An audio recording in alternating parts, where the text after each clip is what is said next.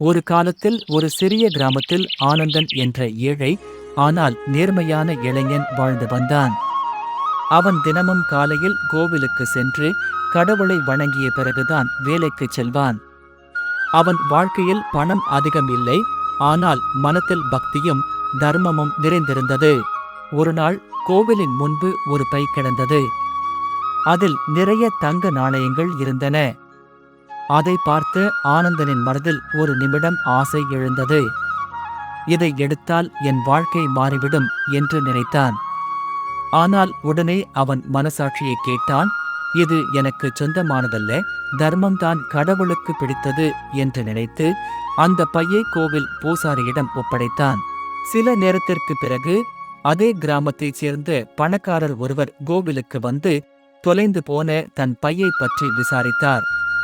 பூசாரி பையை அவரிடம் கொடுத்தார்.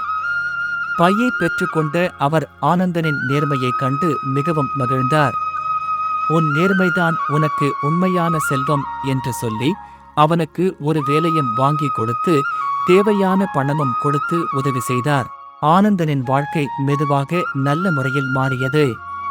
அவன் சம்பாதித்த பணத்தை தன்னலம் இல்லாமல் பிறருக்கும் உதவ பயன்படுத்தினான். தினமும் மாலை கோவிலில் தீபம் ஏற்றி தர்மமே என் வழி என்று பிரார்த்தித்தான். இந்த கதையின் நீதி, தர்மமும் நேர்மையும் கடவுளை மகிழ்விக்கும். குறுகிய கால ஆசையை விட நீண்ட கால நன்மை தர்மத்தின் வழியில்தான் கிடைக்கும்.